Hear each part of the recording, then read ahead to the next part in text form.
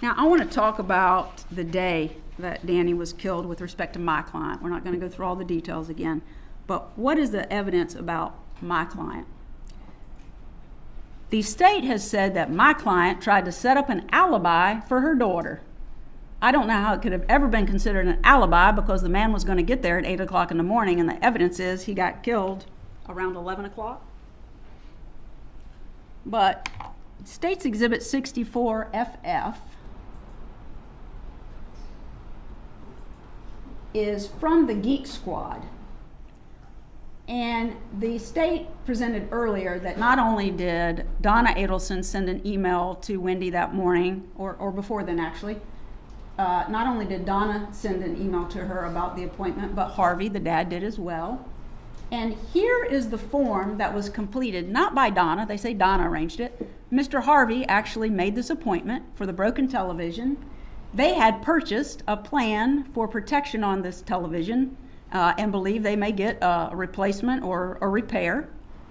When they made it, you have to fill out some information on the form. And what does this say? Would you be willing to accept a sooner appointment if one became available? Yes. Well, now, are you going to accept an earlier appointment if it becomes available, if you've got a homicide planned? That doesn't make any sense. This is supposed to be her alibi, but they're agreeing you could come earlier if you want. And then the mother sends an email. Do we have that? And what she tells her daughter is, if you can't keep Friday, July the 18th between 8 a.m. and noon, call that number to reschedule. The contract is under Harvey Adelson's name with Dad's cell phone number, but the purchaser is actually Miss Donna's name and cell phone number, and she provides her with a work order. Here, we did this for you. Like we do everything else for you, and apparently that's a bad thing according to the state, helping your kids this much. But here, we helped you out, but if this doesn't work out for you, change it. A fake alibi, that's what they want you to believe. You got to read bad into every single thing they present to you to come to the conclusion that they come to.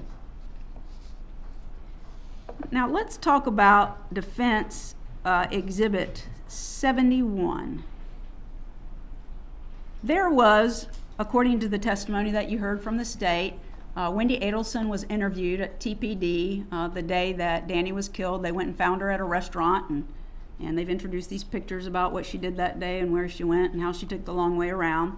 But she's sitting at TPD being interviewed, and she has requested to be able to call her mother.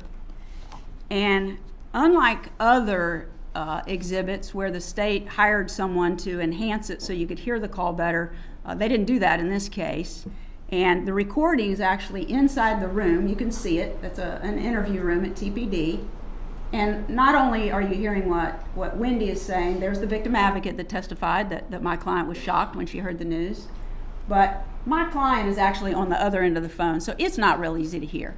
But if you put the headphones on, you're actually going to hear some things, and you can hear what my client's reaction is to finding out that Danny Markel has been shot, excuse me. Can we play that? If you could just please put your headphones on. It's not easy to hear.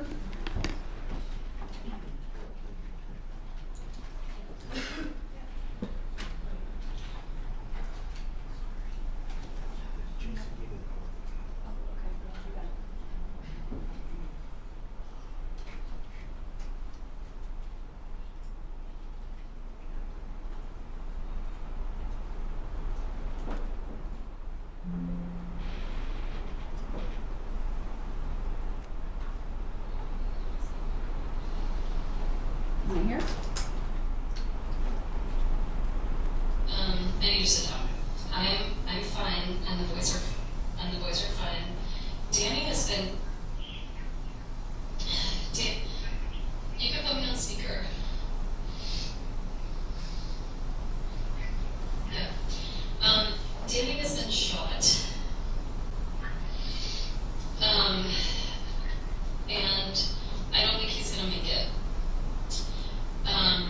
And so, I know, so I found this out around 1 or 2 today, and I'm at the police station, and I'm trying to help them figure out who may have done this.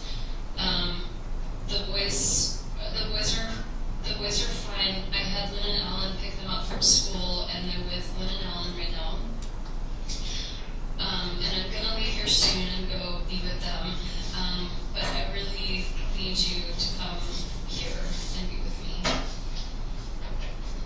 But I want you to either fly, and obviously you can't leave right now, but I need you to get yourself together. If it's too much to drive, I'd really rather that you flew up. I'm at the police station, and I'm gonna leave soon and be with the boys before they go to bed. They're with Alan and Lynn, and they're totally fine. Yeah, the boys are fine, but they don't know anything yet. In his house, I know. I know. So I just need you to calm down before you get in the car, okay? Okay, so, and it's, it's evening, so if you want to come here tomorrow, I have a lot of people that'll, be here with me, and, we'll have a lot of support. So I want you to take your time and just be safe in getting here, but I'd like you to come when you can, okay? Okay, all right. I love you.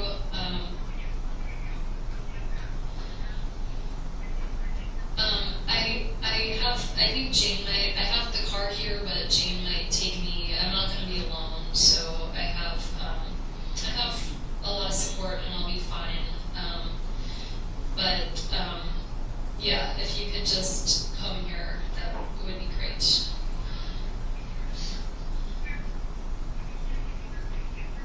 He's in the ICU in the hospital. Okay, but be careful, okay? Okay. Okay. Okay, love you too. Bye. Mom.